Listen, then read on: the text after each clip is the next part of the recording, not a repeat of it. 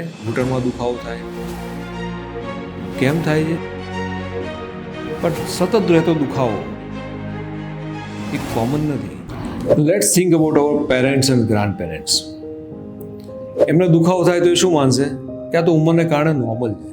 જે વસ્તુ કોમન છે એટલે એવું જરૂર નથી કે નોર્મલ છે. ઉંમરને કારણે તમારા વાળ ધોળા થાય તો એ કોમન છે. તમને ચામડીમાં કરચલી પડે તો એ કોમન છે. ઇવન તો આપણો મસલ વીક થાય અને તમારે પહેલાં જો સ્ટેમિના ના રહે તો એ કોમન છે. પણ સતત રહેતો દુખાવો એ કોમન નથી, એ એબનોર્મલ છે. નમસ્કાર, હું છું ડૉક્ટર મોહલ બેન્કર, ઇન્ટરવેન્શન રેડિયોલોજિસ્ટ, અને આજે આપણે આવી જ એક ટોપિક પર ચર્ચા કરવા જઈ રહ્યા છીએ. ઉંમર સાથે જે આપણને દુખાવો થતો હોય છે તો એ શું એ નોર્મલ છે? ના.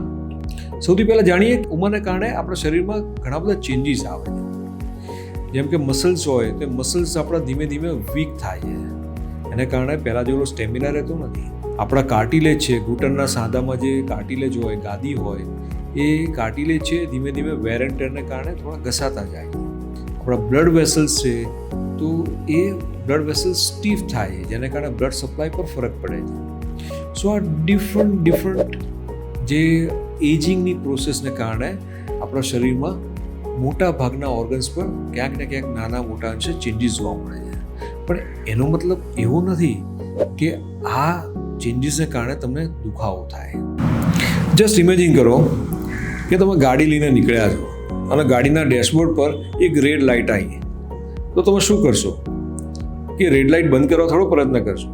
આપણે શું વિચાર કરીએ છીએ કે રેડ લાઇટ કેમ થઈ, ગાડીમાં કંઈક એબનોર્મલ લાગે છે, પહેલાં એની આપણે સારવાર, આપણે એનું નિદાન કરીએ કે આ ગાડીમાં શું છે અને એ પ્રમાણે આપણે એ ચેન્જીસ કરાવીએ. પેઇન જ્યારે બોડીમાં થાય છે એ પણ આ રેડ લાઇટ જેવું એક સિગ્નલ જ છે. પેઇન જ્યારે આવે છે બોડીમાં ત્યારે એક આપણને શરીરમાં એ સિગ્નલ આપે છે કે આ બોડીના આ પાર્ટ્સમાં કંઈક એબનોર્માલિટી છે, અને એના માટે એની તપાસ, એનું એક્ઝામિનેશન કરી, એનું ઇવેલ્યુએશન કરી અને એ પ્રમાણે એની સારવાર કરાવવાની બહુ જ જરૂરી છે. ઘણીવાર શું થાય કે ઉંમરને કારણે ઘૂંટણમાં દુખાવો થાય. કેમ થાય છે કે ગાદીમાં ઘસારો હોય, કાં તો ગાદી ફાટી ગઈ હોય, ઘણીવાર જે લિગામેન્ટ્સ હોય એ ડેમેજ થયા હોય, વેરિકોઝ વેઇન ડેવલપ થઈ ગયું હોય. વેરિકોઝ વેઇનમાં શું થાય કે પગમાં લોહી તો આવે છે, શુદ્ધ લોહી, પણ અશુદ્ધ લોહી પાછું જતું નથી. એ ઓક્સિજન વગરનું અશુદ્ધ લોહી પગમાં ભરાઈને પડ્યું રહે એટલે શું થાય કે ઓક્સિજન મળે નહીં, એટલે મસલ્સને હેવીનેસ લાગે, પેઇન થાય. ઘણા પેશન્ટ જે સ્મોકર્સ હોય એની અંદર પણ આ જે ધમની છે, આર્ટરી, એ નળીઓમાં બ્લોકેજ ડેવલપ થાય, એટલે જ્યારે ચાલે એટલે દુખાવો ડેવલપ થાય. એને ક્લાઉડિકેશન પેઇન કહે. અને જો એ નળીઓ વધારે બ્લોક થાય તો ગેંગ્રીન ડેવલપ થાય. ઘણા પેશન્ટ્સમાં જે સાયટિકાનું પેઇન ડેવલપ થાય. સાયટિકા એટલે શું કે મણકામાંથી જે નીકળતી નસો છે જ્ઞાનતંતુની, એ નર્વ્સ પર દબાણ આવે અને એને કારણે નર્વ્સનું જ્યાં જ્યાં ડિસ્ટ્રીબ્યુશન હોય એ દરેક ઓર્ગનમાં એક પેઇન ડેવલપ થાય.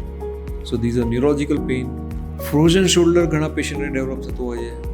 શોલ્ડર પેઇન કેમ ડેવલપ થાય? કારણ કે જોઈન્ટની કેપ્સ્યુલ છે ઇન્ફ્લેમ થઈ જાય અને એના કારણે સહેજ પણ મૂવમેન્ટ કરો એટલે બહુ જ પેઇનફુલ મૂવમેન્ટ હોય. સો રોગના ઘણા બધા કારણો હોય છે, અને જે પેઇન જે ઓર્ગનમાં થતું હોય એ ઓર્ગનમાં દેર આર મલ્ટિપલ રીઝન્સ. જ્યાં સુધી આ કારણોની અને એ રોગની મૂળભૂત નિદાન નહીં કરીએ અને એના મૂળ કારણ સુધી નહીં પહોંચીએ ત્યાં સુધી એની સારવાર એ કરવી એ અશક્ય છે. મોટાભાગના લોકો ભૂલ શું કરે છે? પેઇનને ઇગ્નોર કરે છે કે આ તો દુખાવો છે ને હમણાં જતો રહેશે, ઉંમરને કારણે થયા કરે.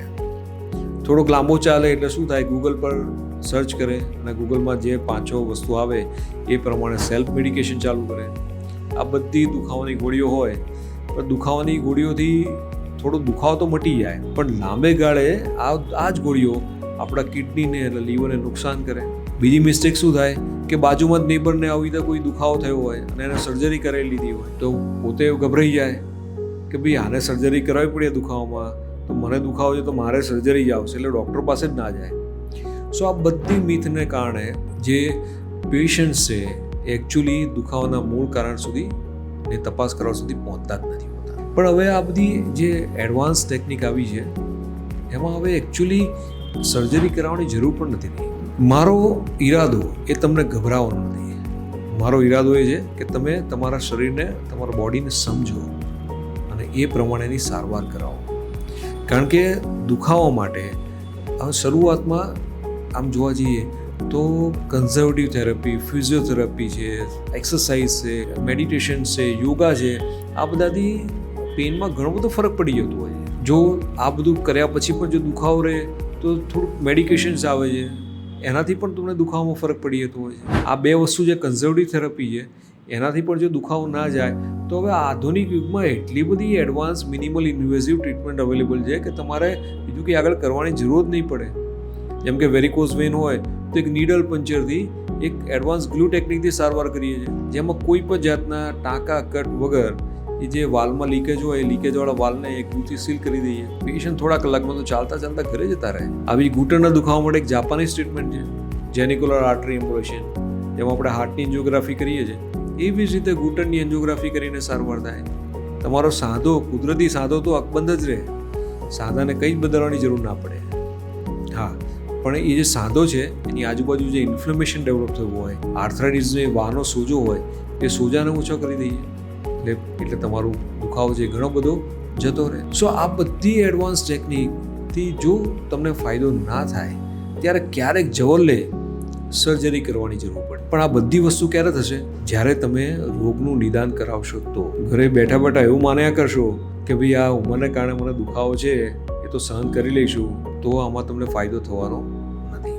આ વિડીયો જોવાથી જો તમારા પેઇન માટેના જે થિંકિંગ પેટર્નમાં સહેજ પણ બદલાવ આવ્યો હોય તો આ વિડીયો તમારા પેરેન્ટ્સ, ગ્રાન્ડ પેરેન્ટ્સ જોડે ચોક્કસ શેર કરજો. કારણ કે એ લોકો તો હજી પણ એવું જ માને છે કે આ મને જે શરીરમાં દુખાવો થાય છે એ મારી ઉંમરને કારણે છે, અને આ તો બધાને થતો હોય છે અને મને પણ થાય છે.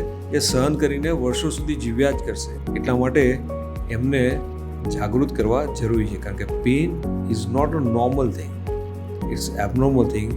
એ બોડી એક જાતનું સિગ્નલ આપે છે. Thank you so much for joining me. Thank you.